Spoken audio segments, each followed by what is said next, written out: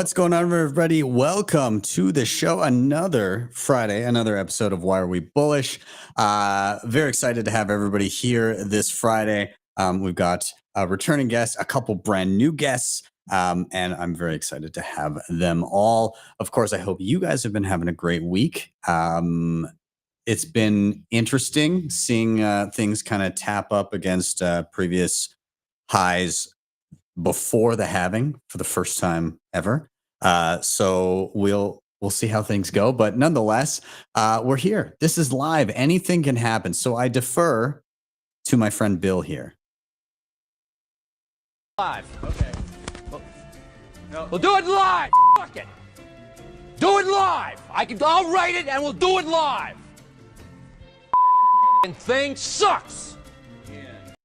If you have not already, please do like, subscribe, share, all those things. They help a ton getting this content in front of more eyeballs. I am Ben with the BTC Sessions. This is your daily session.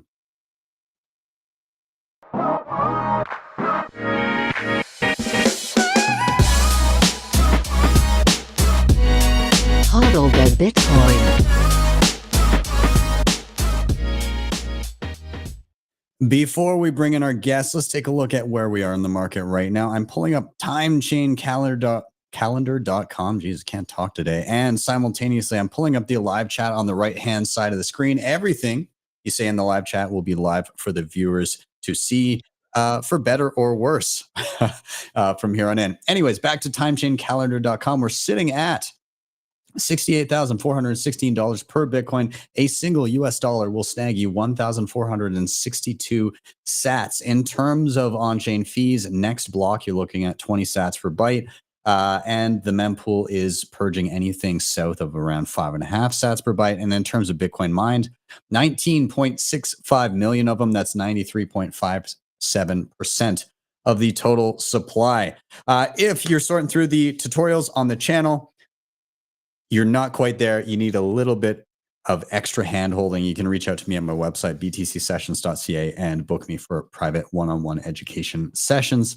Shout out to sponsor of the show, HodlHodl.com. If you're buying Bitcoin and you have some priorities in mind that include peer-to-peer, instant self-custody, no KYC, this is a great place to be. You can sign up with just an email address. Once you're there, choose a currency, payment method, and an amount, and you can start viewing offers immediately. They also have peer-to-peer lending with no rehypothecation. Check them out. Links are down below.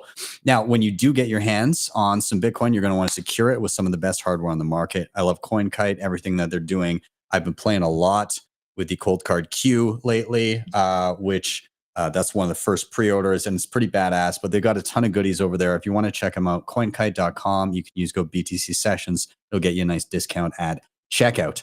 Backups, of course, are important as well. Seedor has an awesome steel backup solution for your seed phrases. Comes in a full set that gives you everything you need to stamp your seed in solid steel and protect it from the elements like fire, water, corrosion, all of that. And I've got a video on it, and you can check out the links down below for the best shipping options for you. Last couple of shout outs. Nunchuk has you covered with mobile multisig and assisted multisig with their Nunchuk program. This basically allows you to set up a multi-sig vault on your phone.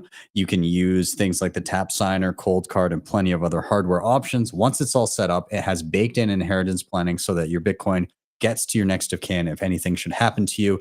You can also set it all up with no KYC. You don't need to give up your personal information to set it up and have it work for you. You can check out my tutorial and check them out at nunchuk.io. And finally, shout out to Start9, your sovereign computing solution. We saw earlier this week pushes to impose KYC on cloud computing, on AI tools, on all of that stuff. That could be something that's coming down the pike. Anyway, Start9 allows you to do your sovereign computing, not just run your Bitcoin stack, but your personal data as well. So these are plug and play devices. You can run Bitcoin Core, Lightning Node, mempool, files, passwords, photos, Nostr relays and clients, and AI tools as well. You can check them out at start9.com. They've got devices all the way from entry level all the way up to what I'm running, which is the Start9 Server Pure. If you want to grab any of those, start9.com. And if you're looking at the Pure, you can use code BTC Sessions with the plus sign to get 18% off. Anyways, enough of my rambling. All those links are down below,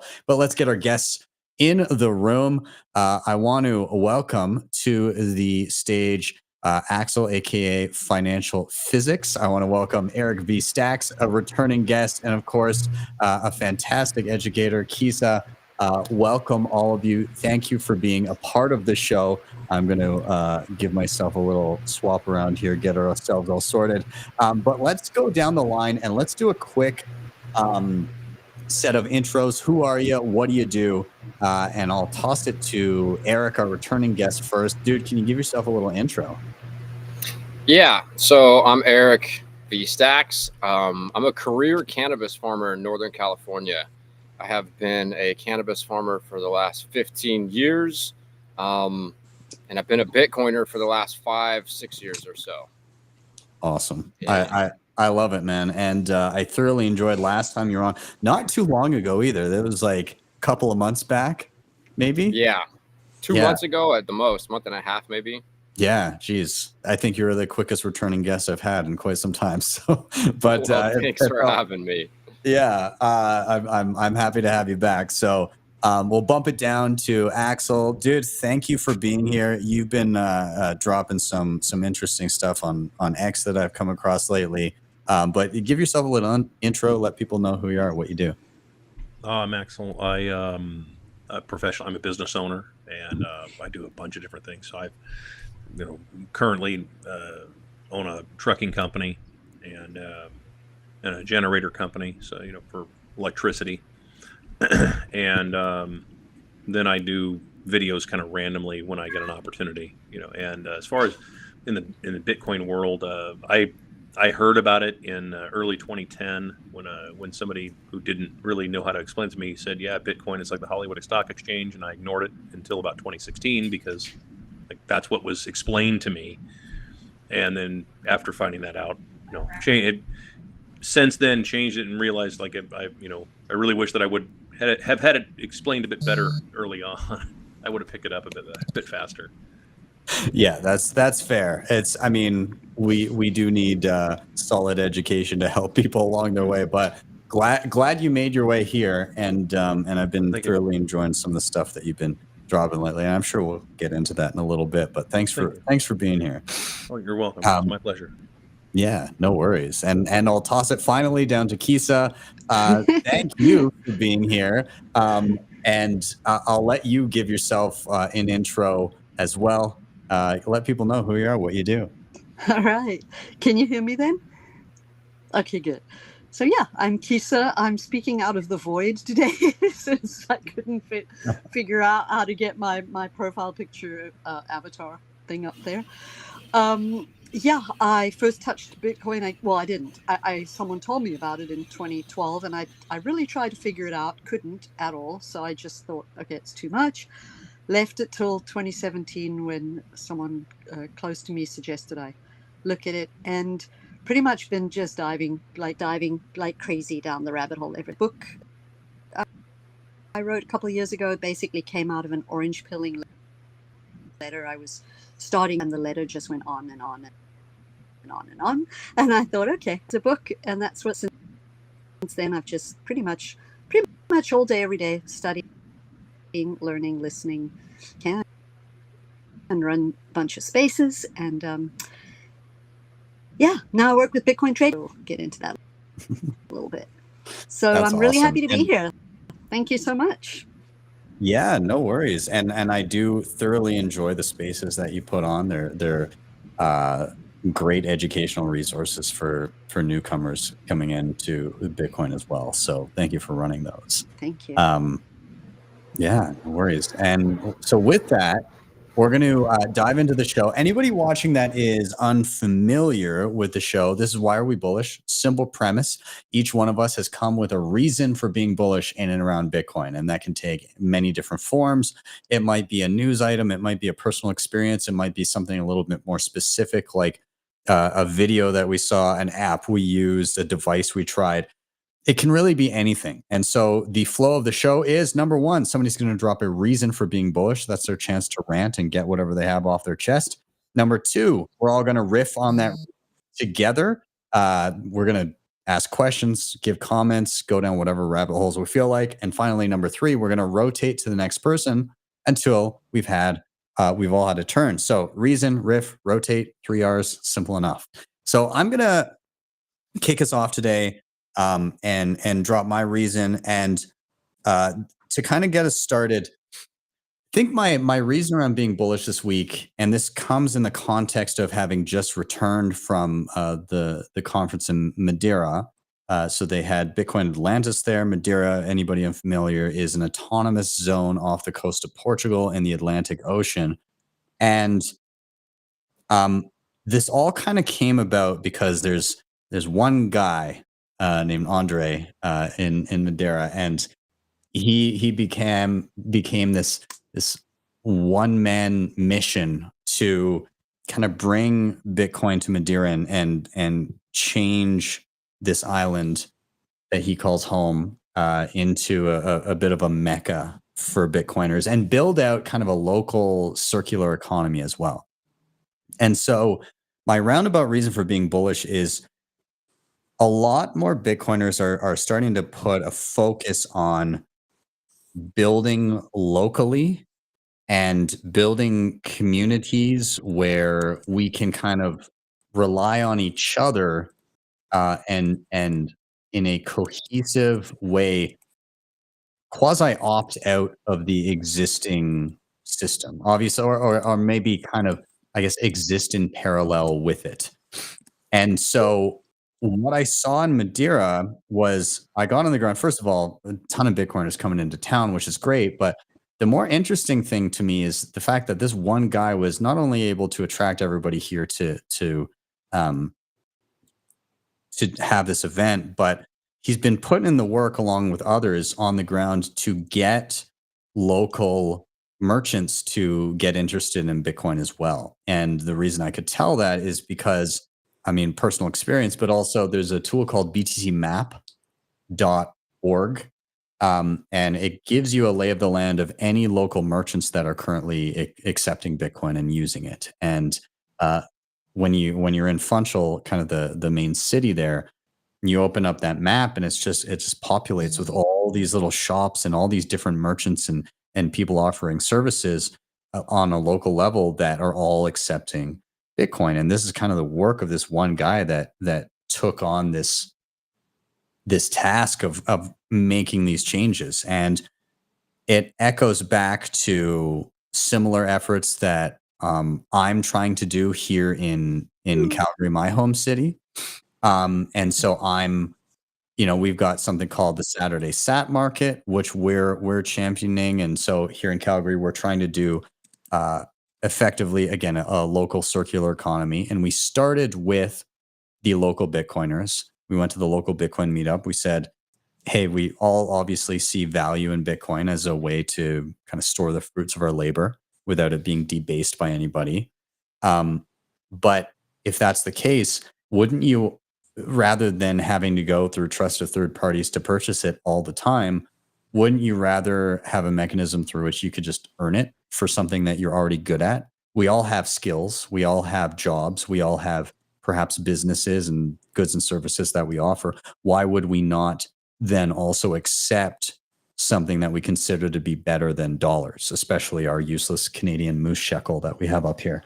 So in that sense, we started kind of building, and we built out this local market, and we're doing it quarterly. We've got another one coming up here on the 23rd of March, which I'm really looking forward to.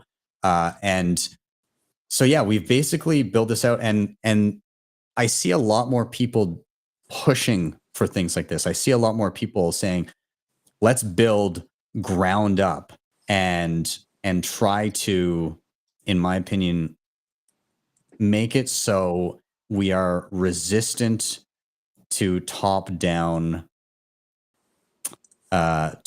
forces that may not like what we're doing.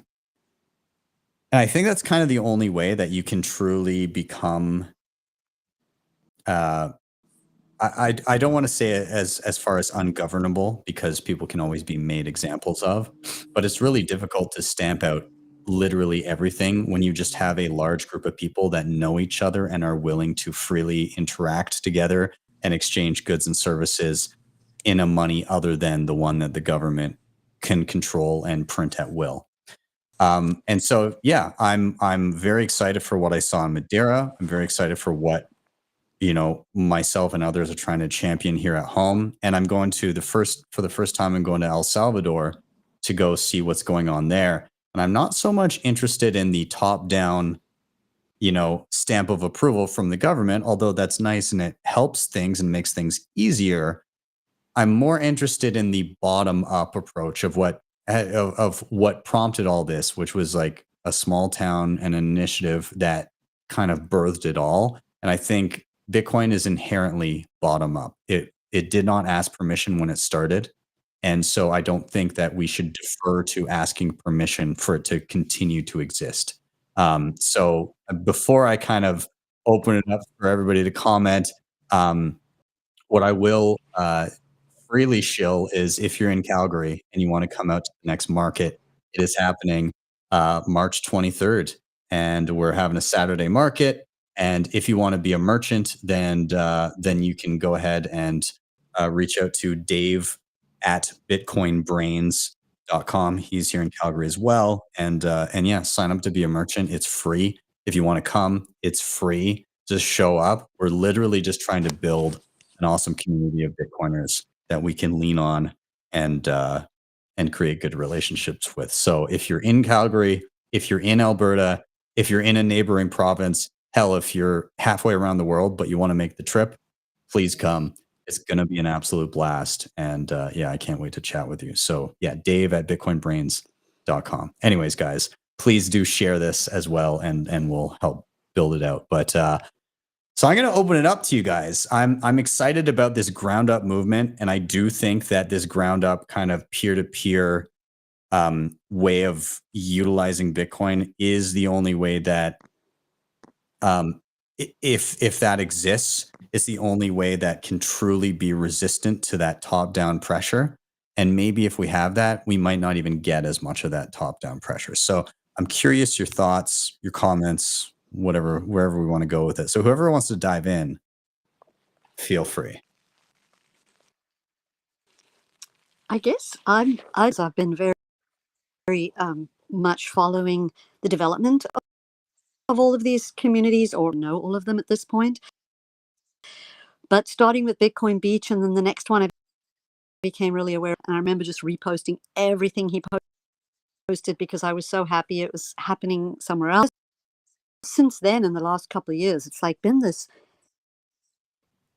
as I just popped in my mind, this like literal mycelial network just spreading out. Of course, Brandon has written an article about that, but I wasn't even thinking of that. I just suddenly saw all my mycelial nodes just all connecting, and how Unstopped just kind of also just clicked into my mind right in that moment. Goodness me, we've got Unstopped. Like, we know the Bitcoin network is unstoppable, but then these circular communities, and so a story about the butterfly in the cocoon, and when a caterpillar rather goes into a cocoon, it turns into this sort of, and then again, and I haven't studied the biology. I don't know if this is true, but I love it. It turns into this mush, just like soupy mush thing, and then these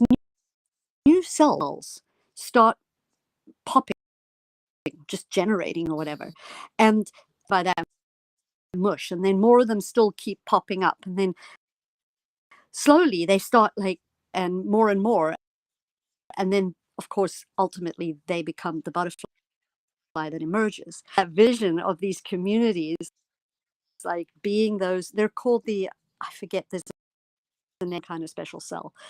So the communities are like these cells, and they're just popping up and more, and create the new world.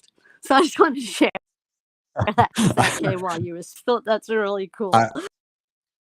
I enjoy that, and I love the shout out to Brandon Quittem and his again, Bitcoin is the mycelium of money, I believe it was called. That was a great article. I really enjoyed it. But yeah, I mean, I think that speaks to the I guess, censorship resistant nature of it, when you get these pockets popping up everywhere, you can't really slap down on anything there, where you have little communities in various nations across the globe, and they're just kind of naturally popping up. I think one of the most bullish things over the past number of years is the proliferation of all these local Bitcoin communities, where people are just starting to get together and say, hey, like, we're in some way like-minded. Why don't we get together and build something together? Bitcoin's very unique in that, as a Bitcoiner, you can kind of just waltz into literally any town or city on earth and say, hey, where are the Bitcoiners at? And then you've got somebody to go have a beer with, and you've literally got, you get past the small talk phase by virtue of knowing that the two of you are Bitcoiners, and you kind of can create a deeper connection a lot quicker, just based on that prerequisite knowledge of each other. So it's a pretty unique thing, in my opinion. Eric, I'm curious to hear your thoughts on this. I'll talk with you. Like, you see that when you were in Madrid, did you kind of get that vibe that there's something brewing there? Yeah, it's yeah, well, first off, being around other Bitcoiners is a special thing, because especially Bitcoin only meetups, because you can connect with somebody and you have so many of, like, I don't know, your base layer values are aligned. So you're conversing and meeting somebody for the first time, but you know that half or more of what you believe about the world is the same. So it's this super fun thing. It's like, I don't know, we all speak to it like normie land. Like, it's super hard to deal with people who don't understand Bitcoin, because they get lost in the, I don't know, all of the details around, I don't know, what I call the old world, the pre-Bitcoin world, the pre-discovery of true scarcity, the pre-discovery of inviolable property, right? And so people who don't understand that, it's, I don't know, in some sense, it's like the conversations are a little dull and boring, because you want to just communicate to them like, hey, Bitcoin changes so much of this, and until we can, I don't know, integrate that, we don't even know what our real problems are. Mm-hmm. And yeah, the energy is really is high. I think Bitcoiners, because of the time preference, you know, people have something long-term to look forward to. And so on average, they're healthier and they're more optimistic. Mm-hmm. And for me, that's, I don't know, it's really empowering and energizing to be around such a large group of people that have so many aligned values, that are so optimistic about the future, especially when things are so dark in the world today. There's such political divide. There's so many challenging things going on, and it's really easy to get sucked into that. Yeah. And one of the things that I really love about Jeff Booth's work is he mentions all the time, he's like, look, he spends all his time in the new system. He, like, slowly but surely ended up getting all in on Bitcoin. He works in on Bitcoin. He's got Ego Death Capital. And he mentions all the time, he doesn't yell at the old world because it just strengthens the old world, or yell at the old system. He focuses on the new system. And that's a pretty, I don't know, inspiring thing. And another thing that I was pretty blown away with, in Madeira, it was the first time that I had used Lightning. You know, I've been a hodler, and I buy and I treat Bitcoin as my treasury reserve asset.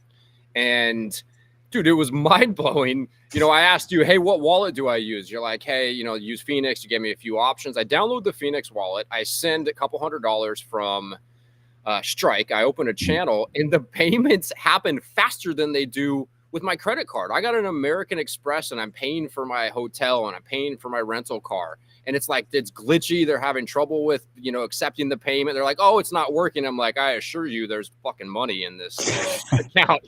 You know, this clunky old system. And we go to the conference, and it's just, hey, you know, are you going to use Bitcoin? Boom, screen, you know, you hit the QR code, and it's fucking instant. Yeah. And so it's funny to me, all the people that are like on mainstream media talking about how, oh, Bitcoin, you can't buy coffee with it. You can't do this with it. It's like, yeah, you can. And it works quite well, actually. Yeah. Pretty impressive. I was going to say, to that point, I brought Lisa to a conference a couple years ago, and all the merchants had Lightning set up, but the payments were they kept failing. And I was like, wait a couple years. You go and it'll just work. And then this time, it was literally impressive. Boom, boom, boom, everything. So impressive. Really was. Yeah. A lot can change in a short amount of time. And it's again, to your point, you know, some people, Bitcoin is many things to many people. And for some, it's a mechanism to secure the fruits of their labor well into the future. And for others, it's a way to escape kind of top-down control, you know, repressive regimes, things like that. And then for others, it's a community-led initiative where we can all actually um, spend something and that we all know that we kind of equally value. And it encourages vendors to create better quality products, because if you don't, then like nobody's going to spend their sats with you again. There's some weight to spending Bitcoin because you know that it's worth something. It's finite. And so when you spend Bitcoin on something crappy, you make a mental note of that and you're like, don't buy that again. Whereas, you know, you buy some trinkety shit at Walmart or you know, some crappy cheap furniture and it breaks. What do you do again? You go and you buy some more crappy cheap trinkety shit to replace it. I don't do that with Bitcoin. I tend not to. I tend to steer clear of that. So it does change your mannerisms and the way you think about spending money as well. So, but Axel, I do want to toss it to you as well, and I'm curious, kind of your take on, I guess, kind of these smaller Bitcoin communities, if you're kind of privy to what's going on with them, just your general take of how people use Bitcoin day to day, how you use it versus how you've seen others, and just your thoughts in and around this. Well, in my case, I haven't been to a lot of the Bitcoin community stuff. Most everything that I've done has been because just industry wise, you know, what I do for work, I'm very busy. And you kind of, like I mentioned, I think in my course, my communicate with you this morning was just pointing out like that a lot of stuff in my world can change on the fly, and it's sort of like being a fireman. You got to go where, you know, where the money is, and at least for the time being, you covered a lot of it. In fact, it's the one what you had mentioned before, which was the idea of people wanting to have almost a parallel economy, which is a question that I got from a follower some time ago, and I thought about it for like 3 weeks of how I wanted to answer that question, because that's a really deep question, and there's a lot of implications. So as to your question, as far as like, you know, what's been my experience has really just been converting dollars to sats, and have been for many years now, only because there isn't really any other options. I don't really buy into the stock market a whole bunch. I think most of it is turned into a glorified casino at this point.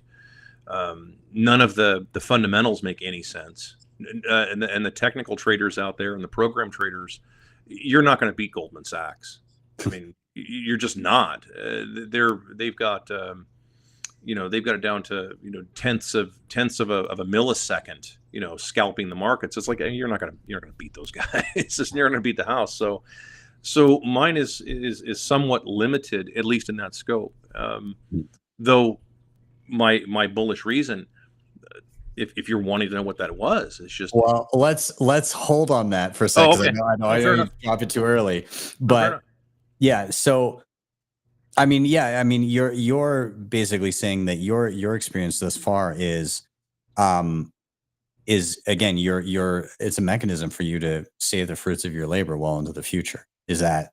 That's what I've been using it for. Now, that's not what I see Bitcoin as. That's just what is available, at least right now, because small business wise, you know, as small businesses continue to dwindle, and again, if you've seen anything that I do, I talk about small business quite a bit, and as those continue to dwindle, you know, and I think it's because of all the subsidies. I mean, there's so many different aspects to the larger companies that they can afford to lose, you know, 20% almost indefinitely, because they can just keep printing money and keep bailing them out and giving them special interest rate loans and on and on and on. And so to compete with that in the business world is near impossible.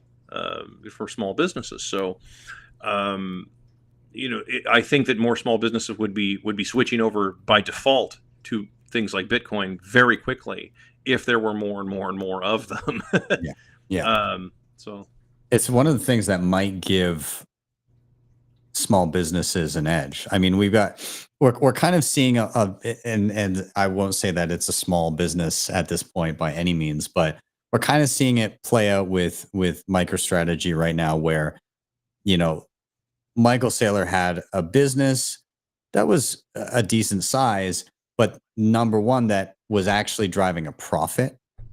And it wasn't just, it wasn't just being held up by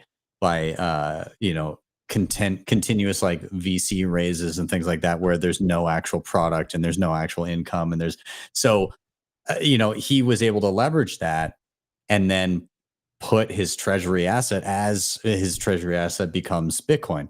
And he's benefited massively from that. You can't have some shit company that has no profit do that, because they'll never survive a bear market. Whereas he flourished in a bear market because he was able to do that. On a smaller scale in Canada, there's a restaurant chain called Tahini's, and they're based out of Ontario and Toronto.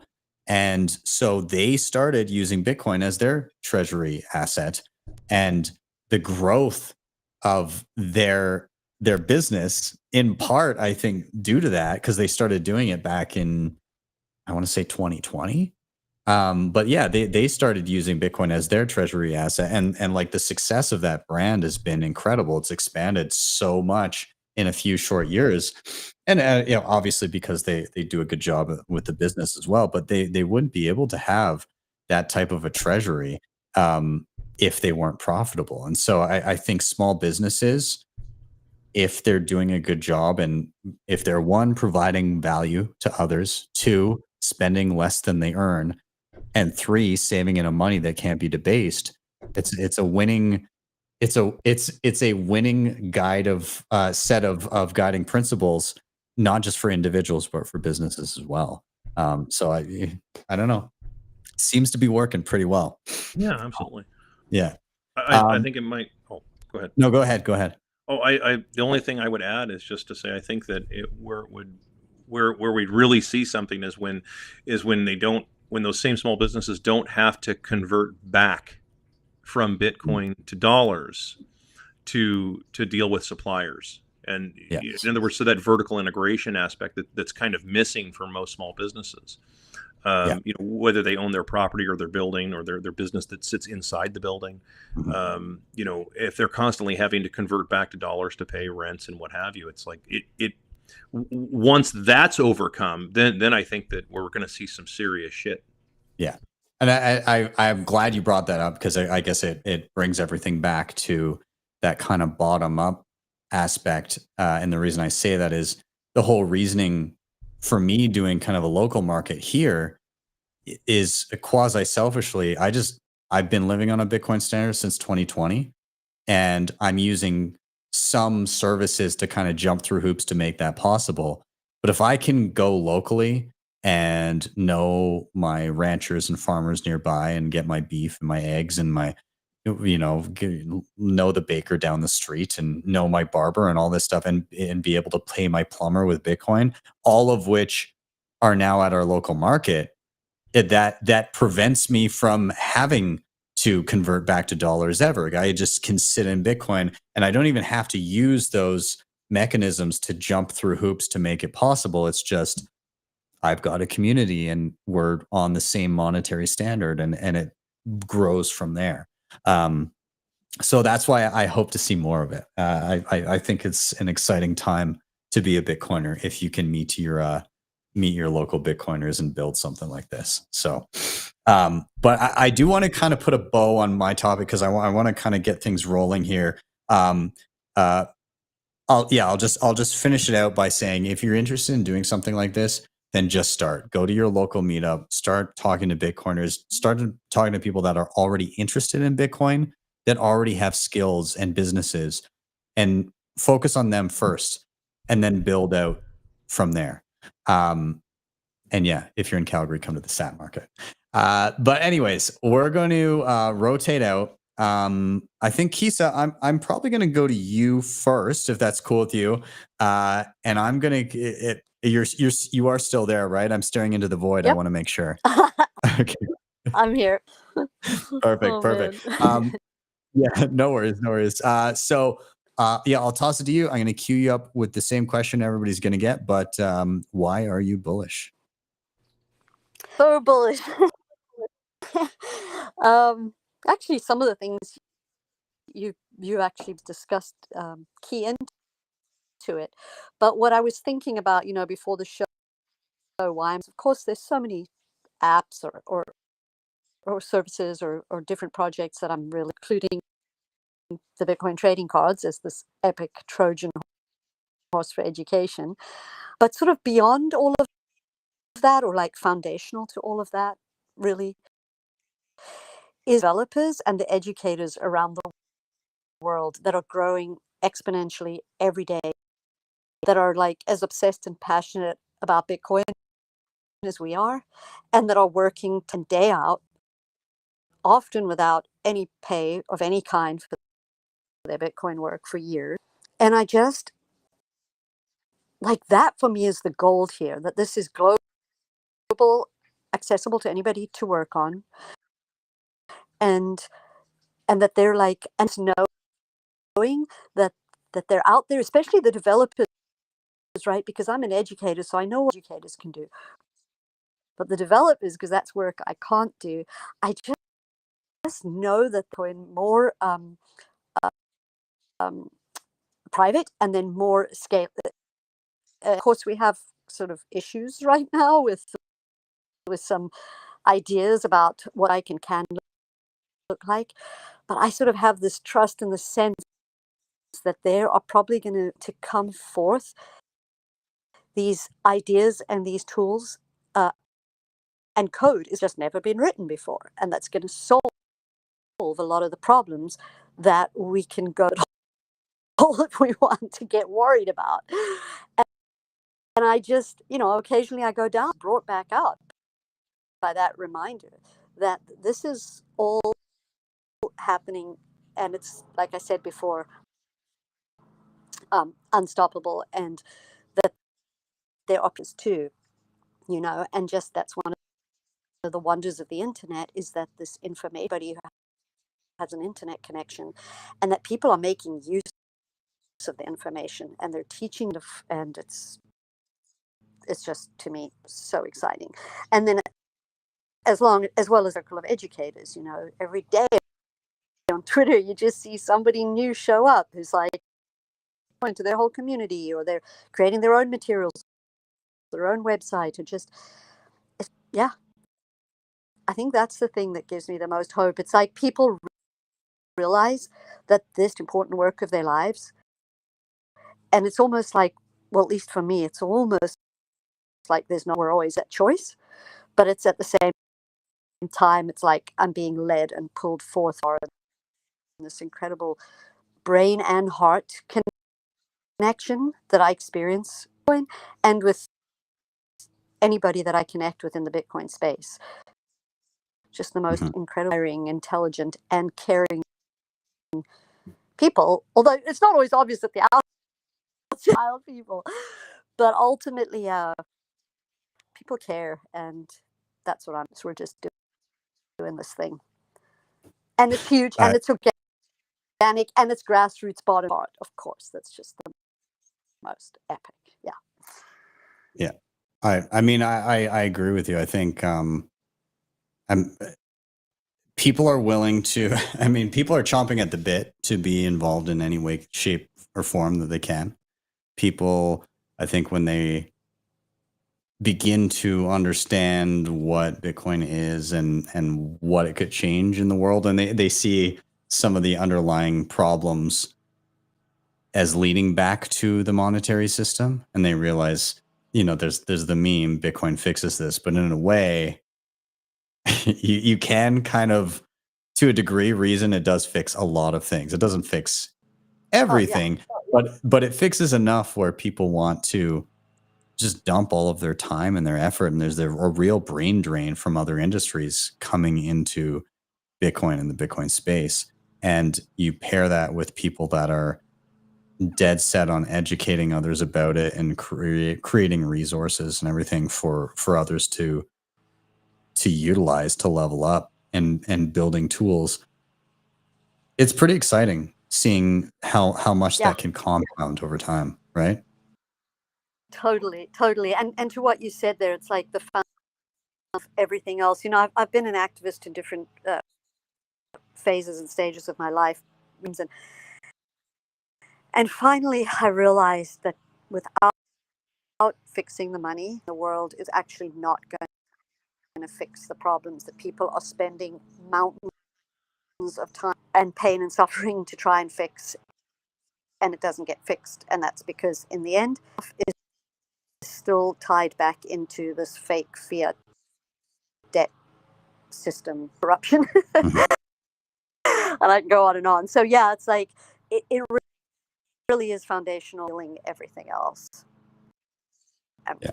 I'm just so grateful that solution is here now. It's here now. I can't even believe it. I didn't even imagine I was going to actually experience the solution. So yeah, wow. now you get to watch it slowly take place, and then be mildly frustrated that it isn't fully embraced by everybody yet. Yeah, but it's that low time preference, right? We just great grandchildren, really, truly. Yeah. We are. Yeah, exactly. I maybe want to toss it over to Axel, and I don't know if you want to jump in on any of this, and either just comment directly on something that Keysa said, or kind of go on a tangent. But I'll kind of leave it up to you where you want to take it. Well, I guess if the question is the same, then what I think that we're seeing, this is just my take, is that usually in the marketplace, bad money comes in and it chases out good money. Good money goes and runs and hides, because it just, in the case of gold and what have you, people just hoard it because it's bad money in the marketplace, and it chased all the good money out. In the case of what we're doing here, this is fascinating, because I don't know if there's ever been a time in human history where there's this groundswell of people that are really from the bottom up trying to use good money to flush bad money out. Mm-hmm. I don't know that that's ever happened. Usually the bad money just collapses. It just, and then, you have a Roman Empire collapse and everything just falls apart. But in this case, we have, a situation where with Bitcoin, you have something that can push bad money out of it if it's enticing enough. And that's going to be the trick, of course. I mean, as she points out, the education that's out there and the number of people that are talking about this. And the trick is going to be getting people out of the addiction of fiat. That's the only part, because fiat, fiat, like fast food, it's awesome. At the moment, it doesn't help you long term, but it fills a need, at the moment, and it allows you to have, the illusion of endless resources, and it works until it doesn't. And then, then we have this whole, all the people wanting to know why it is that nothing works anymore. It's like, well, and which is, the competency crisis issue. Like, why are things not working? Well, because your money's not working. That's, when your money fails, your division of labor is right behind it, because sooner or later, the guys who are doing all the goddamn work, they stop doing the work because their money doesn't buy them anything anymore. And that's just, it's sort of the difference between the middle class and the middleman class.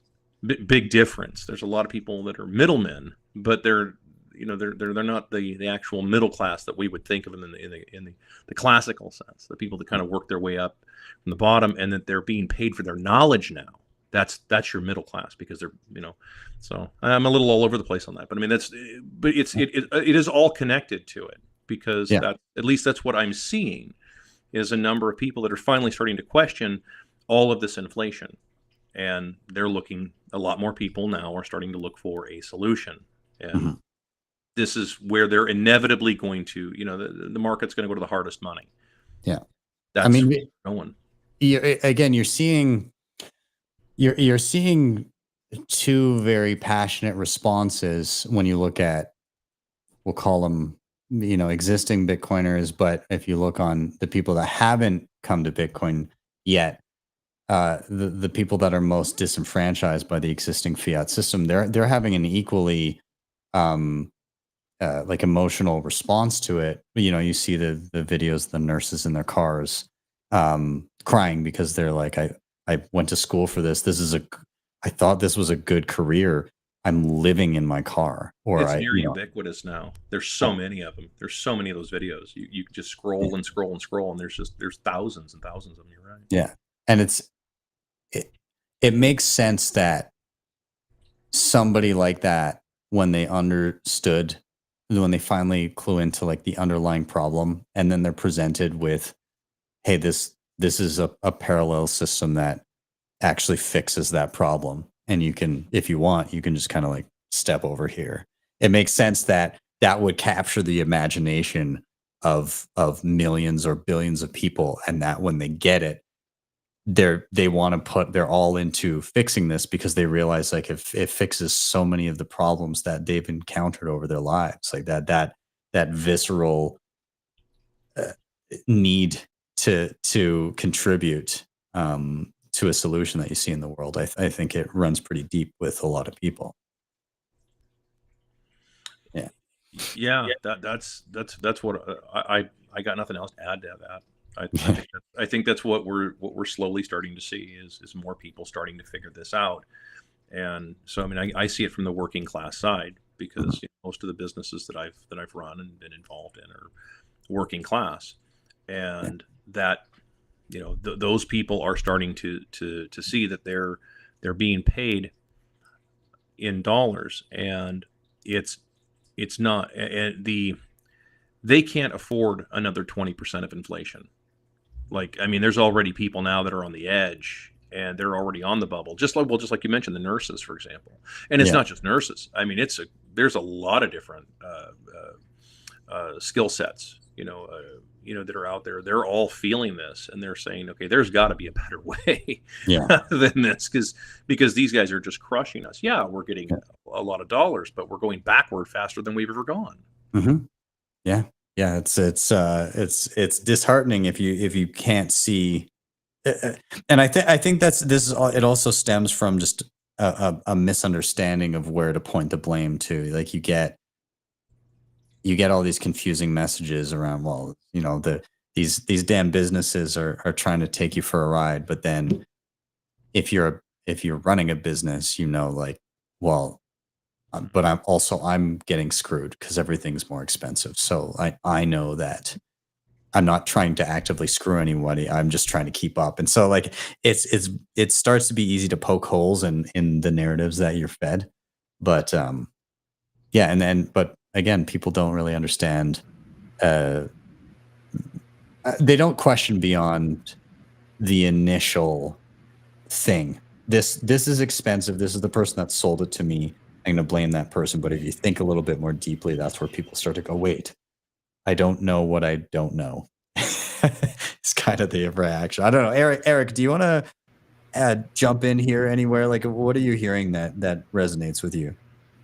Well, I appreciate the direction of the conversation, because we're speaking to the pain that I've personally experienced that really drove me into Bitcoin. And I think, Axel, you've spoken to the same thing, where the small business owners are struggling. And, I also want to take a note out of Jeff Booth's thesis. And essentially, why I'm so bullish too is that Bitcoin is the first thing in human history that as the demand goes up, the supply doesn't change. And in a free market, where you have demand go up and there's not enough supply, the market will bid up whatever it is that the market wants. They'll end up paying more for it. As that happens, the economic incentive increases for entrepreneurs and capital to move into that sector of the marketplace and meet that demand with supply, making whatever it is abundant, driving the value down. Unless you could build a regulatory moat around some sector in the marketplace. And a good example would be like insulin. There's two companies that have the patent to insulin. If they allowed for like the free production of insulin, if they made it a process where like you could go to your local municipality, say, I got a kitchen where I can produce clean insulin, I need a license from the state of California. And if everybody had access to the ability to produce insulin as an entrepreneur or business owner, what would happen is insulin would become very abundant and it would drop the price. And so I'm sure Axel has similar versions of the same problem where you have to move. It's hard to pivot in your business to find that profitability. And so for me, as a great example, 10 years ago, medical marijuana in the state of California, bulk wholesale cannabis that would be sold from a producer to a dispensary was like $3 to $4 grand a pound. Today, a better pound is $1,000. But in that last 3 years, my cost of living / operating has doubled, really tripled. So on the conservative end, I make 1/6 what I used to 10 years ago. On the more aggressive end of doing that math, I make 1/12 to 1/15. And so in the fiat world where we have a debt-based monetary system where the monetary units are lent into existence as debt against assets, it requires the value denominated in that currency of everything to go up. But we fundamentally live in a free market where supply is always meeting demand. And so and the small business owner, and we could even use MicroStrategy since you brought him up. And so Jeff Booth and Michael Saylor really helped me to understand the forces that I was intuitively knew were causing my life to become way harder. It's like in the famous words of Saylor, the road to serfdom is working exponentially harder for a currency growing exponentially weaker. And so you have two opposing forces. I got dollar denominated wage deflation, where I have dollar denominated cost of living inflation. So I actually have an extreme version of what like people on minimum wage have, where you go from $20 to $22 an hour. You get a 10% increase in your wages, but the real monetary expansion and the cost of living is going up at 15 or 20%, for example. So that's real world wage deflation, even though you have the optical illusion of getting paid more. And so where the monetary units are lent into existence as debt against assets, it creates a feedback loop where the property owning class is the recipients of the new money. And then they get to use that money and go into the marketplace and buy more assets. It creates a feedback loop where if you're not in the property owning class with enough stuff, you're at a game theoretic disadvantage. Yeah. So it creates this fuckness where sociopaths who are willing to kind of plunder end up taking this rent-seeking approach where they get to a position where they own enough stuff where they can then ride off of this fiat feedback loop, the cantillionaire effect. And so if you're a fiscally conservative, responsible individual, and we could use a local chainsaw shop owner, like I have down the street, this guy is struggling, versus like Michael Saylor. MicroStrategy was a small business that was publicly traded. And it's very interesting, though, that this individual, his fiscally conservative business approach led to him being the longest CEO of a publicly traded company. And he had $500 million on the balance sheet when they shut the world down, and they then doubled the money supply. And so he knew he had an existential crisis. He, in the famous words of Saylor, he either had a slow death or a fast death available to him. So he had a large economic incentive to figure out where to put that money. And you can do a multitude, only a few things if you're a publicly traded company and you have a treasury reserve and it's a bleeding ice cube. You can either pay that out to your shareholders as dividends, you can go buy equity in other companies, or you can buy back your own shares. So it creates this centralizing force where you're incentivized to take on debt. Savers are punished. He's a fiscally conservative guy. This guy had $500 million on his balance sheet because he wanted to hedge himself against future uncertainty. If he had a year where he wasn't profitable because of the commoditization of everything, he could pivot his business model and he could survive a period of time without income. However, he's at a game theoretic disadvantage against the companies that are taking on debt and they're buying up other small companies. And it creates this centralizing force and this incentive to either become the biggest fish or be gobbled up by the biggest fish, take those proceeds and put them into some assets, real estate, equities, or whatever. If you can get enough, then you create that feedback loop. When I talk with people and I'm explaining, Bitcoin and the cantillionaire effect, I'll use the example of you got monetary expansion of 7%, and you have 7% appreciation on average over real estate and equities within the marketplace, which are predominantly the main assets in which people hold to, they save their money. We don't actually, no wealthy people have money, they have stuff, right? Mm-hmm. So if you got $100 million and your portfolio appreciates by 7% a year, that means you can borrow, I don't know, 4 million of the 7 million you made by doing nothing. You can go live some baller life for $2 million a year, take the other $2 million, invest it in more assets, and then you're getting wealthier, and then the next year you get to borrow against that wealth even more. And so it creates this centralizing force, punishes savers, creates this low-grade state of psychosis where everybody's just fucking all bummed out because they're getting screwed and they don't understand. And as you mentioned, and like, I don't know, I watched a video of Matt Cratter where he straight up brings out the publicly traded grocery stores within Canada. So the government in Canada debases the currency. Then they gaslight the capitalistic business owners, and they say, hey, these business owners are ripping you off. They're increasing their prices, and now we're going to have to put in price caps. Well, he pulls up their balance sheets and their P&Ls, and he's like, actually, no, they're making less money. And so it goes back to what I have an extreme version of, and we all have different versions of. Supply is always meeting demand. Where you have a large margin, you got a large incentive for people to produce whatever it is and meet that demand with supply. Well, it's a fundamentally deflationary force. But we have an inflationary monetary system, and every time there's a liquidity crisis, they have there's exponentially more liabilities within the system, which requires exponentially more printing, which further exacerbates the problem and strengthens and makes that divide even larger. And so the long and short of it is the reason I'm so bullish is everyone on planet Earth wants money. Like in the famous words of Breedlove, money is essentially a call option on any good or service that the marketplace can produce. So whatever the money is chosen by the marketplace has infinite demand on it. And if you can pair infinite demand with true scarcity, now you have the apex asset. You could call it the apex property of the human race. And in this particular case, it's engineered money. So the incentive is to buy this thing. And so with the FABSB rules changing at the end of the year, shitbag corporations who participate in endless scumbaggery like Nestle, for example, they're going to put Bitcoin on the balance sheet instead of go drill a well in some starving, impoverished area where nobody's got any resources and sell the water back to them. Because the path of least resistance to make the most, to provide the most shareholder value, instead of diluting the shares, buying up some small company like Annie's Foods and pretending like Annie's isn't owned by Nestle, and I don't know if that's the case, but just as an example, they're going to put Bitcoin on the balance sheet because it's the apex asset. It's probabilistically, as long as it exists, and as another thing Booth says, stays decentralized and secure, it's going to appreciate at a faster rate than everything.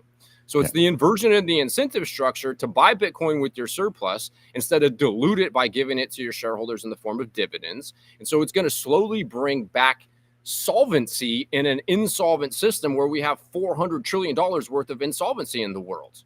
And so, I mean, I'm super bullish because without Bitcoin as a treasury reserve, for example, I'd be fucking toast. I don't know if I should be swearing or not, but I feel passionate and I want to drop some F-bombs, right? You can say whatever you want, man. Totally. With the Bitcoin as on my balance sheet is appreciating much faster than the extreme version of deflationary wage deflation that I'm experiencing. And so if I owned, for example, like a ranch that I inherited from my father, who he got from his father, who he got from his father, and I raised cattle, and I wanted to hedge myself against the two opposing forces of the inflationary money with the free market of deflation, and I'm, competing against fiat scumbags who have these, I don't know, centralized feedlots. It's like Cowshewitz, where these animals are just getting fed corn sprayed with glyphosate and they're all arthritic and sick and unhealthy. But when you have an impoverished populace, they can't afford to do the right thing on average, or really a thing that they would want and buy the quality thing. If I'm producing high value beef, for example, I'm at a disadvantage in the marketplace. But if I can save in Bitcoin wherever I have a surplus, the surplus is appreciating at a faster rate than my wages are going down on average. So it's a hedge against the game theoretic fuckness in the world that we're experiencing. And so, yeah, it's just the inversion in the incentive structure, and it's super inspiring. Yeah. I mean, that rant into my veins. is what I require right now. No, that's, I mean, it flips everything on its head. It takes a world that is, the incentive is to just take on debt and buy more shit. And now the people that are actually productive can utilize the same mechanism to almost implode the system in on itself. Because again, if you're not creating value for others, if you're not profitable, there's only so long. Like it eats away at the infinite dollars, and in a way speculatively attacks them by buying more and more of the scarce asset with the infinitely created asset. So I don't know. I saw a lot of big nods coming from Axel there. I'm assuming there's a lot of things that kind of struck a chord with you. You're welcome to tap on them as well, and maybe I'll toss it back to Keysa briefly afterwards to see if there's anything that resonated with her there. But yeah. Well, briefly, I mean, I would say that the part that I agreed probably the most was when he's talking about the aspect of what the small businesses are going through, because almost every small business owner that I know is going through that same thing. Their costs are increasing, then their margins are shrinking because they can only raise prices so much. At a certain point, there's a cap, right, where people just stop buying. And so this is, and of course, in my fields, I'm competing in both industries. I compete with Vanguard, BlackRock. I mean, those are my competitors. Actually, they own all of my competitors. So across fields, so it's like, well, it's very difficult to compete with that. So that's why that's why, of course, I was saying this, like, because that's what is happening. It happens also with real estate, where the values always have to go up. And this is something I've touched on many occasions, on videos I've done on TikTok and what have you, and where I point out that the nominal values always have to increase, but in so doing, people keep taking more and more debt out, and it just it does create this vicious cycle of rent-seeking wealth, and as opposed to decentralizing that ownership, which, of course, I mean, I'm big on the idea of private property and ownership and everything. I absolutely am. But like in the United States, like you guys, you're in Canada, but I mean, the U.S. is essentially the same idea. The founders of the U.S. never intended all the people to be a nation of renters. It's not designed or intended to be like that. It's supposed to be a nation of people who own, because if they don't own anything, then what do they care? Yeah. It's that it really is the crux of it. So you want that. You want people owning the country. The country that you're telling people that it's their country, you want them owning a part of it. Yeah. And so that was really it. And then just, of course, the other parts of that stuff was just the liquidity crisis, which is always one of a hot button of mine. But continue on. Yeah, fair enough. Keysa, is there anything that popped out there that you wanted to tag on to before we kind of do a little jump here? Just, I think that was brilliantly said, and the sly roundabout way that Hayek, that Bitcoin brings in, the sly roundabout way. I had this image of I realize I'm pretty visual. It's like everything's been tightened in this corkscrew, or like, and allow and to where we're not free anymore, and unwind and bring that freedom. And so, with regards to just keeping it on the books of small businesses, and all the things that Eric was saying, it's like working in the sly roundabout and wonderful way so that's about it. Fair enough. No, that's great. Awesome. Now we got on some pretty good runs there on some tangents and everything. I want to double check, because sometimes when we get on runs. I don't know specifically if we've dove into people's topics that they had in their head already or not.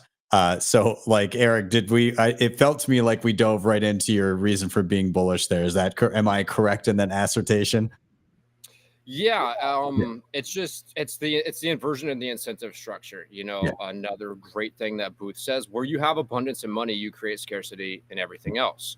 Where you have scarcity in money, you create abundance in everything else. And currently we have this fiat broken Keynesian monetary paradigm where the incentive is to move out of the money quickly and take and hoard assets like housing, for example. Like, why does anybody own 10 houses? It's crazy. They're treating houses as a savings account. They're speculating in the stock market. Actually, you mentioned it, that the valuations are just preposterous. And it's because America, because of the broken money system, and it was bad 100 years ago, but it got real bad when they detached from gold in 1971. It's driving people out of the money. The money's like a hot potato, and they're hoarding things, and they're using companies like Apple, Amazon, Facebook, Netflix, Tesla, blah, blah, blah, as their savings account. And so, yeah, I mean, I got a lot to say and pertains to this, but the short version of it is now that you have scarcity in money, the incentive is to hold the money. The money is unconfiscatable. It's protected by a wall of encrypted energy, and it's truly scarce. As the demand goes up, the supply doesn't change. And so that means that people are selling off houses. As an example, I sold my house. I sold my business. I consult for this farm, and I live in a rental. And I'm getting wealthier as a result of not owning the house and owning the Bitcoin. That, and I have more optionality. Dude, what California is doing is fucking crazy. These people take a lot of my tax dollars and they fund things that are absolutely preposterous, and it's maddening. And so if California comes through with more chaos and bullshit, I can leave. I got this hyper-mobile liquid capital, right? And it's just going to go with me. I don't have to vape 3% when I sell the house. I don't have to vape 3% when I buy a new house. And so that's a fundamentally downward price pressure on housing, which is, you know, another thing. BlackRock is buying Bitcoin right now with part of their fund instead of more houses. So that's like a really good thing for people who want to buy houses. And so, yeah, we're just creating abundance and everything else now that we have true scarcity in money. And it's not even like people need to they don't need to sacrifice and do some like hard, selfless thing and suffer. It's the incentives for the individual are aligned for what's best for the individual is now what's best for the collective. Selfishly, if I want the most, I'm going to stack sats. And so is BlackRock, and so is Nestle, and so is all these businesses. And as a result, it breaks this bad feedback loop, and it frees up things that people have been hoarding, and that makes things more abundant. Where you got scarcity in money, you create abundance in everything. And I actually think it's kind of happening at hyper rate. And, you know, going back to what I said earlier, like, it's really easy to get sucked into all the atrocities taking place in the world. And I don't live in some delusional state where I don't think that they exist, but I'm focused on all of the amazing things that are taking place because it's happening at the same time. You know, it's the best of times, it's the worst of times. Like, it's the most fucked it's ever been, but it's also the most amazing time in all of human history. This discovery changes absolutely everything. And so, yeah, my reason for being bullish is we've discovered true scarcity, which means that over time, we're going to free up all these things that people have been hoarding. We're going to demonetize all these assets that have been monetized. The fact that people are buying Tesla or, I don't know, Facebook stock means that their valuation goes up, and that means that they can borrow more, and then they can buy out all these small tech companies. And maybe these small tech companies are going to solve some big major issue.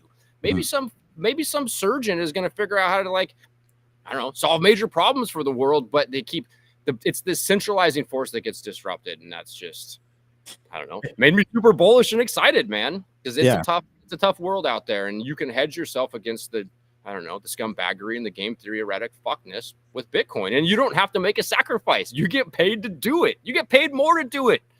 And so, well, it's an interesting instance where when the money is broken, the incentive structure of people, again, speculating on things like homes, the hoarding of those things makes everyone else worse off. But in a system where the money actually has value and accrues value over time, that doesn't actually, like, hoarding Bitcoin doesn't hurt other people regardless, right? Like the Totally. things that they want are actually going to become cheaper because we're moving away from a system that incentivizes that. Homes are more accessible. Anything of value is more accessible because people aren't treating it as a piggy bank. And Totally. and then you have people that, yeah, if you hoard Bitcoin, if you hoard it, or if you just save it, you know, you're going to benefit in the long run over that. Anybody who is saving Bitcoin is going to benefit in the long run over that. And even the people that maybe are just living on a paycheck, imagine denominated, you negotiate your salary or hourly wage in sats, they still benefit if they have zero savings because their hourly rate is set in sats, which go up over time. Even if we get to a point where there's mild deflation, but we're on a Bitcoin standard, you have set out that your an hour of your time is worth a certain amount of sats, which at a certain time can purchase X amount. With mild deflation, you still benefit from those that are able to save because your paycheck goes a little bit further every year, and you're no longer in a position where you have to every few years beg and plead and argue and negotiate to up your wage just to keep your standard of living. Now it's totally reversed. The company then has to ascertain, have the I guess advances in technology and everything stayed in line with this person's productivity so that we're still profitable with them working. And if not, do we want to go to this person and make a case for a reduction in wage? And if they don't like that and they leave, is it worth us having to go and find a new employee and train that new employee? Like it takes the blue collar worker and puts them in a position of power, and it takes, where it should be, the person running the business. They're no longer in a position where they can outright kind of use the system to, I don't want to say exploit, because it's the job of the business to be profitable, but like it can be exploited quite easily if they want. So I don't know, like, Axel, is this resonating with you a little bit as well? Well, yeah. I mean, I suppose the idea of being, you know, as a business owner myself, I mean, there's a reason I don't hire anymore. It's because, frankly, I can't afford to pay somebody what I would need to pay them to do a good job, to take it seriously. And this is a problem that I think, well, again, I mean, if you saw the competency crisis video, I mean, it really is the case. It's getting harder and harder to hold people's attention with money where the spending power is dwindling. And it's dwindling to the point now where we can almost watch it. It's you know, I mean, like the old days of, you know, fast cars, where you could watch the you know, the needle move over, you know, when you put your foot into it. And that's kind of where we're at. You know, that type of inflation that we're all experiencing, the real inflation, not CPI, but, you know, we all know inflation is much higher than that. Yeah. And it's affecting people to that degree. So, you know, and then of course that's really where I tend to spend most of my focus, is not necessarily from the negative side, because I do see a lot of positive, though I do think we have challenges ahead, no question, because, you know, the like I said, Fiat people, you know, they don't want to let go of that. You know, the banks aren't going to want to let go of any of that power. It's a tremendous amount of power to have. It's the power of I mean, if you want to look at it that way, it's the way they see it is the power to create the illusion of endless resources. And we all know that's complete crap, because, you know, the earth is finite, and, you know, we are a part of its mass, and that's it. So as is our time is finite on this planet. So, you know, everything about us is finite, yet they would have us believe that they can just create infinity. Yeah. That's just not true. Yeah. So yeah, I mean, just kind of, I spend more time. I've just been enjoying listening to some of this, because these are interesting perspectives, and I like taking these in. When I have the time to do stuff like this, it's nice. That's great. Well, yeah, I mean, we could riff on this all evening. I am cognizant of time. We're closing in on well, I mean, my time, 5:30, but Eastern, what is that, 7:30? So I'm gonna kind of start rounding things out a little bit. I wanted to double check, Axel. Did we get to the topics that you wanted to cover? Was there more that you wanted to dive down, or like have you kind of put a bow on things, or where? No, no, no. I mean, I think you guys covered most everything pretty well. I don't have a whole lot to add to, I mean, at least from this perspective. I don't have a whole lot to add to it because there is a lot of reasons to be bullish, and I, like I said, I appreciate watching these, and some of the biggest reasons that I personally see is once again the number of people, the volume of people that are starting to ask this question. They're starting to understand inflation, and I just like you pointed out the videos with the nurses, right? The ones that I'm seeing are oftentimes are a lot of young, yes, particularly on TikTok. You've got a lot of young people that are like in their early 20s. These are Zoomers, and they're being confronted with hardcore inflation, and they're not making anywhere near the money to cover any of these expenses. And it's starting to really affect their minds. It's really starting to affect who they are, and that manifests itself in these videos they do. And I think that that's very healthy for these people to do this, because they're not just. I don't mean cathartically. I don't mean it like that. I mean healthy as in they are starting to really question all the bullshit that they've been fed by this system for so long, and more people are starting to question all of it. They may not be into Bitcoin. They may not be into even gold or any hard currencies yet. They may not even get to that point yet. But they're starting to question it, and they're starting to look for an answer. And I think that's, in my view, I think that's the key. Which is, and it's one of the reasons, if you've seen some of the work I've done in the past, I don't bring up Bitcoin a whole bunch, but it's not because I don't believe in Bitcoin. It's not because I don't believe in any of this stuff. It has to do with trying to gently lead people down the road of asking that question of like, why the hell is all this happening? And why is it that you've spent your whole life, your parents in a lot of cases did the same job, and yet they had 3 times the lifestyle, or more. I think, and I'll tie a bow on it just to point this off, for you, was that my son, his uncle worked at Boeing, and he started working at Boeing, I think in 1978, right? Okay, right out of high school kind of deal. And when he retired, even if you gave a Zoomer with a high school education his peak salary when he retired, even if you gave them that salary when they came in fresh out, they couldn't afford even 1/4 of his lifestyle. Yeah. Not even a quarter. And that's at his peak salary when he retired. So people are starting to see this, and they're starting to go, well, hold on, what exactly is causing all this? Because you can't just chalk it all up to corporate greed. Oh, there's some corporate greed, absolutely, but not for the reasons that you might think. Yeah. It's just, that companies frankly can't afford this stuff anymore. From what I can tell. Yeah. It's, I mean, the whole thing's rotten to the core. And again, the only way to escape it is to quite literally escape it. just leave. Just like, there's the door. There's a whole other world on the other side of it, and just walk through the door. It's right here for you. Yeah, indeed.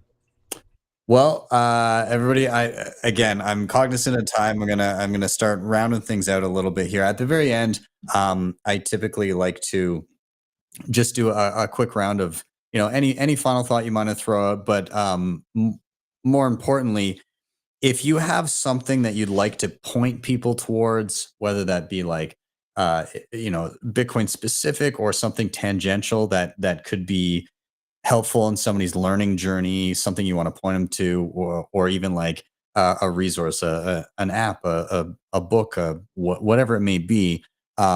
It's always a great time to throw that out at the end. People always appreciate some of the recommendations that get tossed out here. So just kind of think in the back of your mind. I'll kind of give a general final thought that I have, and maybe like a reshill of like people trying to build bottom up. But yeah, I mean, we discussed a lot about the problems. And to throw back to what Eric was saying, in and around Jeff Booth's mentality of don't give energy to the old system, don't yell at it, don't scream at it, just put your energy towards the new system and helping build that, because then you expedite that and you expedite the dissolution of the old, and you can build the future that you want to see. And I firmly believe that one of the ways that you can do that is starting locally, is making the shifts in your own life where you see fit, whether that just be using Bitcoin as a mechanism for saving for the future, or whether that be just like, maybe you're not as extreme as me. You don't want to go on a full Bitcoin standard, but it is possible. It's just might be, you will be jumping through hoops still at this stage. But one way that you can get past that is meet your local Bitcoiners. Go and meet the local people. And if they're not already doing it, encourage them to accept Bitcoin. Feel free to request amongst Bitcoiners, say like, hey, do you know anybody who offers this thing? Or, I want to start using Bitcoin more often. And I think that's a noble cause.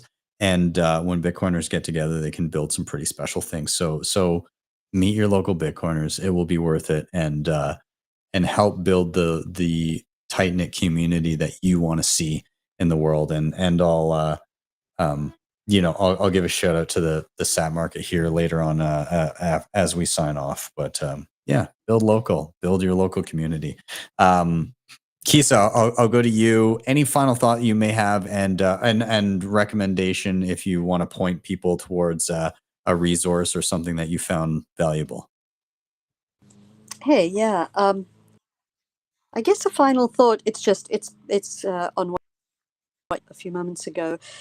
Just to add to that, was that even if power didn't keep going up, if it even just stayed stable, be such a profound relief for everybody working for SATs. Like, once we're on this, everybody, because if one just knew that you're saving an orange was going to cost the same as when you retire, you could actually plan for your retirement in a stress. Could know that this is how much I will need to live at this standard of living on a monthly basis, and therefore this is how much I need to save. And it's just a matter of math and then putting in the, and then you're just relaxing with that knowledge, and if there's extra contribute here or there, or what you're going to leave for your kids, or it all just becomes a problem that the only thing you need to solve is how you're going to use your energy to get the SAT.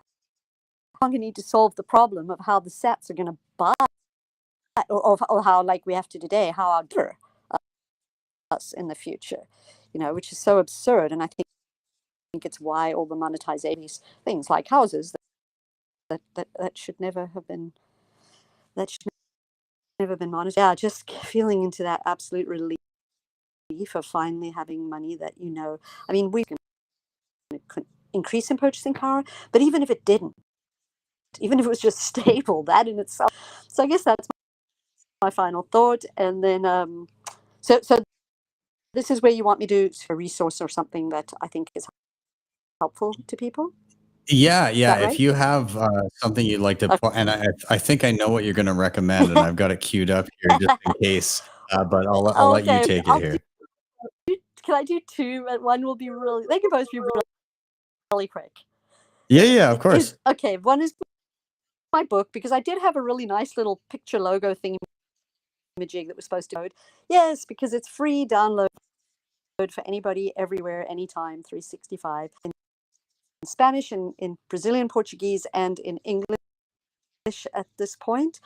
So I've written, and I guess just the quick word on that is that if one takes a moment to look at it, you'll see to be quite a comprehensive overview, actually, of all many different aspects, and even some really basic tech. But it was designed in a way that it should. So I like to really recommend it for pre-coiners or new coiners who are just not quite ready for the more enriching and bigger, fatter books than mine. Yeah. But if they like, okay, this is interesting, then they'll be ready for just about any other Bitcoin book primer in that way. So that's the simplest bitcoinbook.net. And then the other resource too is the Bitcoin trading cards, which are just the funnest education come across in Bitcoin. And I do work for them, so this is a shill or whatever. I guess it's all go. Thank you. And we're going to be coming out with series 3.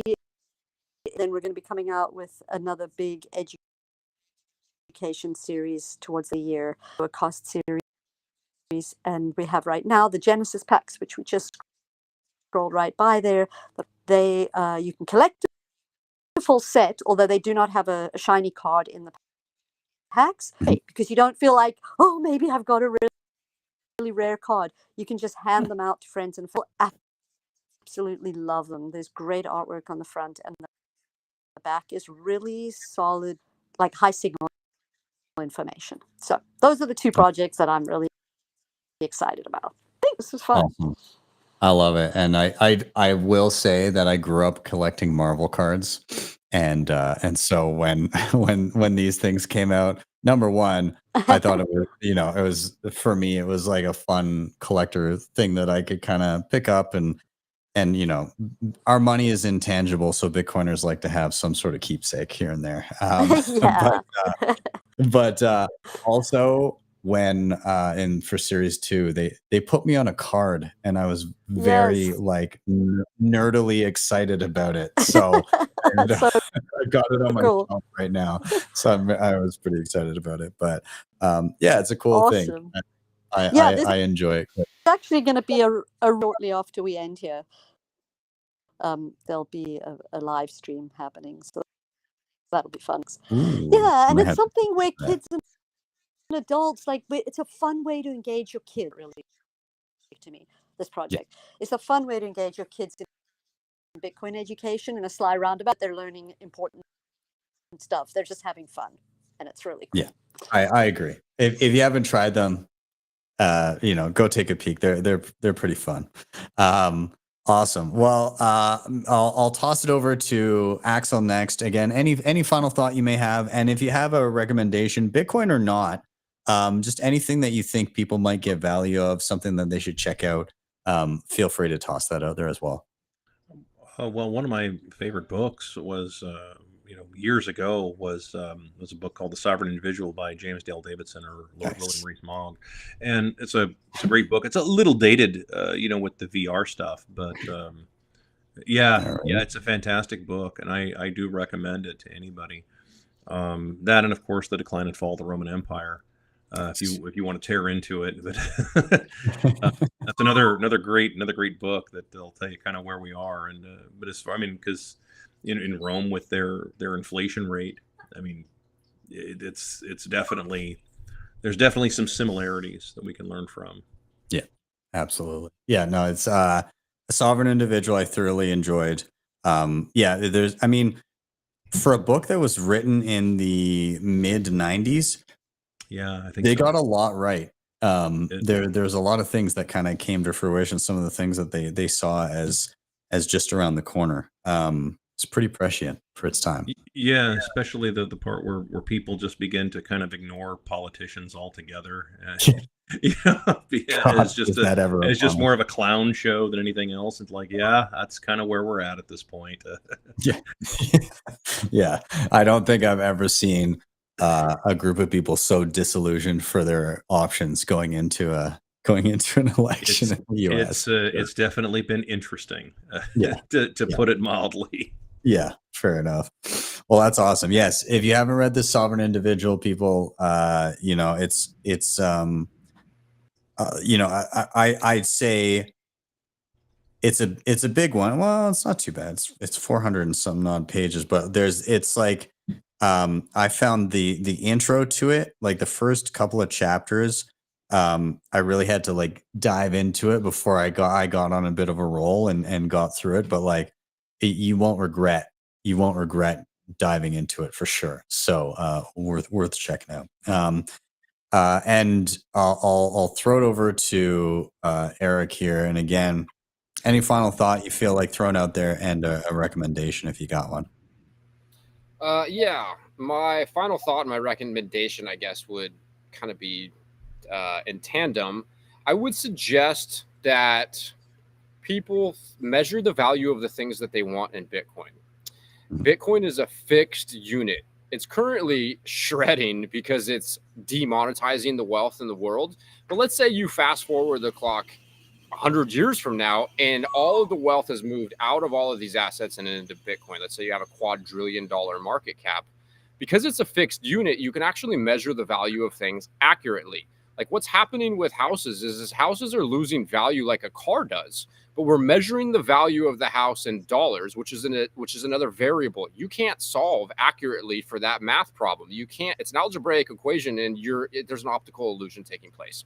And so it seems that your house is going up in value. It's going up in dollar denominated value, but it's really bleeding energy and going back to supply meets demand. If people want more houses, there's a lot of empty space. Politicians will allow for people to further subdivide parcels. There's so much area. Like if people want more beachfront luxury real estate and prices are too high in Miami, they'll just build another Dubai. They'll just expand somewhere else where there's beachfront property. So the reality is we live in a deflationary world, and the value of everything is going down over time because human ingenuity, capitalism, and technology. We are figuring out how to produce more for less. And so, I don't know, going back to some of the things said, Axel was speaking to your son's uncle worked at Boeing. Well, it's very interesting for me. I'm 39 years old, and I talk to people that are older than me, and they kind of don't understand the YOLO culture and the high time preference. Well, here's the deal. Like your uncle probably was able to buy a house, or your son's uncle was able to probably buy a house with, I don't know, 2x his annual salary was the cost of the house, 4x his annual salary. He probably made 50 grand in the house he wanted. 3.5 times. Yeah. Mm-hmm. Yeah, 3.5 times. Now it's the average incomes. Let's just call it 50 G's, and the house is 500 grand. It's like 10x the value. And so that creates this, nobody gives a fuck. People are going to go buy the new sneakers and they're going to whatever. And so like it's debasing our culture, and it's causing people to not give a fuck. They're destroying things. Like I tell people, like, look, if what you need here in Humboldt County is too expensive, go to Oakland because it's free if it's under $1,000. You can just walk into the store and just walk out of it. They don't even arrest you. It's preposterous. And so, but if you look at what you want denominated in Bitcoin, so let's pretend that it's not fucking shredding. Mm-hmm. Dude, the house that I sold a couple of years ago was worth a lot more Bitcoin than it's worth today. And so if you're looking at the value of something that you want in the future and you denominate the value of that thing in Bitcoin, it becomes quite hopeful. There's a monumental incentive for you to save this thing. And additionally, because it's scarce digital or I like to get a little metaphysical, a little cosmic, you could say, but it's metaphysical property. It's the discovery of matter in cyberspace. It's like Satoshi merged the physical world with the metaphysical world. And so you have this scarce asset. He solved the double spend problem. It's the first thing in human history that's informational, that if I give it to you, I no longer have it. If I told you anything, I could send you an email, I send you a JPEG, I maintain a copy. If I told you 1,000 years ago, hey, go down the river, there's fish down there, you know, I know. But if I send you my Bitcoin, it leaves my hands and it goes into your hands. Because it's invisible and because it's scarce, the incentive is to hold this thing that's invisible, and the hoarding of this thing, which you can never stop people from trying to hoard stuff. We're like squirrels. We're trying to survive a winter. And if we collect nuts for one winter, but we still have energy to go out into the forest / the free market and procure more nuts for multiple winters, you're going to do so because that's a hedge against future uncertainty. And so the fact that I hold Bitcoin and we hold Bitcoin and I don't have a real estate portfolio means that this is fixing things for people who don't even own Bitcoin. No coiners are benefiting from this. And because that we're in this world where it's an energy in, energy out thing, and the first thing that you're going to do is you're going to satiate your needs. You're going to do the quote unquote selfish thing. You're going to hold the Bitcoin. You get paid the most to do it. And so, yeah, I guess I'll digress there. The thing that I would suggest that people do is think about what you want in the future denominated in Bitcoin. And yeah, I mean, that creates a lot of hope. It's a hopeful thing when you're like, yo, the house that I want or the acreage that I want so I can take care of my family currently costs, I don't know, whatever it is, 20 Bitcoin. Well, it's going to be 10 Bitcoin and then 5 Bitcoin and then 1 Bitcoin. And it completely flips things upside down, and it exposes the clown world. It exposes it, and it pays people to exit it. It exposes the fact that we live in a fundamentally deflationary world where supplies always meet in demand, and the value of everything is going down on earth except for Bitcoin. So you have two things that are scarce, and I'll leave it at that. Your time is scarce, and Bitcoin is scarce. And the resources on planet Earth are scarce. So I can say there's 3 things, but really I was listening to on the Bitcoin Matrix, Seyfedin was talking about the amount of resources. He compares it to an Olympic-sized swimming pool. The amount of resources that we're using is like, I don't know, like an 8-ounce cup of water. So there's so much abundance available in the world, and we're being trick-fucked into thinking that like there's not this stuff and it's so hard. And the reality is that it's the opposite of that. And the Bitcoin is going to usher this in. It's going to pay people who adopt a Bitcoin standard. It exposes the deflationary forces. It allows us to solve for, like, I don't know, this is abstract and it might not make the most sense, but I look at like the marketplace as like a very complicated algebraic equation, or like Saylor says, it's a vector. Everything's moving in different rates. It's supply and demand, and you can't measure the whole marketplace and put one number on it. Here's the inflation. So that's a bunch of fiat bullshit where the clown world politicians are lying to us, and it's a distraction. But Bitcoin allows you to measure that. And not only does it allow you to measure that, but this is where I'm so elated and so grateful is like, you know, I'm 39, and for the first 35 years of my life, like there's this nihilistic depression, like this, oh gosh, like what is this all for? And now I discover Bitcoin is like, holy moly, this is the biggest thing in human history. And this like flips all the inversion. If it inverts everything because of the incentive structure. And I went from being like kind of bummed. I literally used to say like, I almost would prefer to live like 1,000 years ago, like 100,000 years ago. The world made more sense. But now I fundamentally and truly believe from like the core of my being, this is the most amazing time to be alive ever. And so as one system is just falling apart, the other system is coming to life, and it's beautiful, you know. And the last thing that I'll say is like people who I have debates with, and this is going to kind of segue off of something that Axel said, you know, they say, oh, Jeff Bezos and all these big corporations. And I'm like, look, you got to understand this disrupts it. You have to wire new neural pathways to see it because it inverts everything. Why don't we live in the Roman Empire? And I'll get crickets. No, but seriously, like, why don't we live in the Roman Empire? The Roman Empire and the debasement of their currency was a centralizing force. And so they became too big and they failed because their business model wasn't profitable. The plunder and the death and the destruction, the people didn't want it, so they had to clip coins to fund it. And we have the same thing happening today. The difference is during the Roman Empire, where we were limited to the physicality of property and we didn't have we hadn't discovered true scarcity, we now have true scarcity. And so I'm super bullish. I would recommend everybody measure the things and the value of stuff in Bitcoin. That's very hopeful. And yeah, and to think too, and this is the last thing I'll say, we built this world based upon a yellow shiny rock. Like that's our monetary technology, and where it lacked in portability, people, dude, like one of the great Rothschilds a couple hundred years ago was like, oh, hey, you could bring your gold here and I'll let you issue some paper certificates. And they became pretty scummy people. But the reality was that he offered up a solution to a monumental problem. Because the game theory says that, like, if you got gold and I'm a sociopath, I don't give a fuck, I'll just prick you and take your gold. I get paid to kill you. So that means that people who were sociopath and plundered, they got paid. Well, now it's the opposite. You kill someone who's got their Bitcoin in self-custody, you aren't going to get their 12 words. So, yeah. Well, super bullish. Super happy. Super grateful. Awesome. Well, I'm going to round it out here. Everybody that's watching, first of all, thank you for being here for the show, being in the chat. Everybody on Nostr, everybody on X, everybody on YouTube, and the other places that this show gets beamed out to. Appreciate you all. Everybody on the panel, Keysa, Axel, Eric, thank you guys for being a part of the show. I appreciate your time taking some time to come get bullish with me on a Friday evening is always much appreciated. And I'll just finish by saying you guys are all welcome back anytime. Well, thank you. Thank you, guys. Have a No worries. great weekend, everybody. Big thanks. Yeah. All right. Later, guys. Have a good one. And everybody in the chat, thank you guys for being here as well. Of course, if you can, give that like button a slap, share this, subscribe, all that good stuff. And all of the guests, their handles are in the show notes down below. So give them a follow. Make sure that you check out on what they are doing.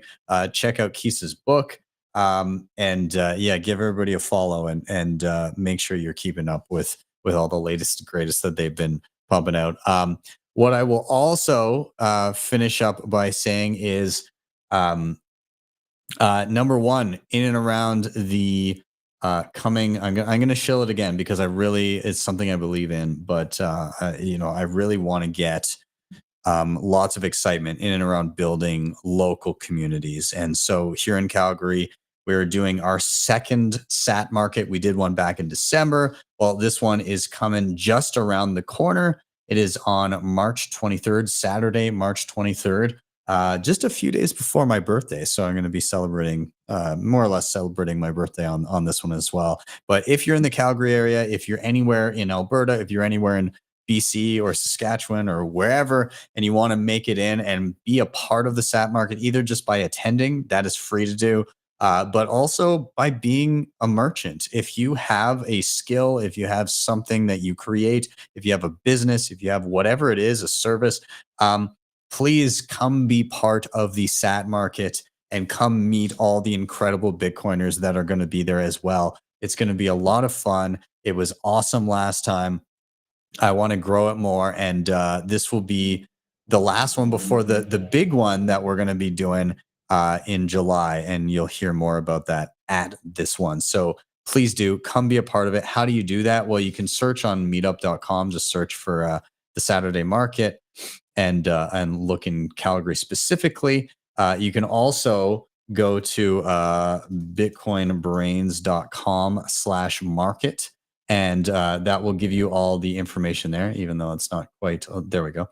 Bitcoinbrains.com/market. This has the previous market stuff, but most importantly, it will give you contact information in order to reach out. And if you want to reach out and be an actual merchant, you can reach out to Bitcoin Brains, aka Dave, and his contact information is Dave@bitcoinbrains.com. So please do reach out if you want to be a part of the market.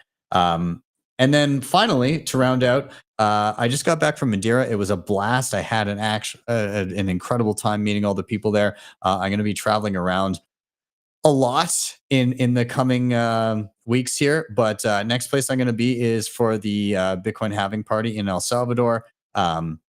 If you want to if you're making your way down there, please let me know. Please say hi. I'm very excited for it. If you don't have tickets, you can, I believe, head to, bitcoinhalvingparty.com. Anyways, if you go on my website, btcsessions.ca, and go to the events page, there'll be information there. I'm also going to be at the Canadian Bitcoin Conference in Montreal. That's in late May from the 16th to the 18th.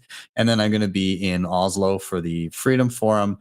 And I will also be in Prague for BTC Prague, which was incredible last year. So if you're hitting any of those events, please let me know. Come say hi. I love meeting everybody and hanging out. So yeah, much appreciated. You can find all that btcsessions.ca. But I look forward to seeing many Bitcoiners in my travels. It's always a lot of fun. Anyways, guys, thank you so much. I'm going to round it out here. Have a wonderful day or evening, wherever you may be. I'll see you guys next time for your daily session.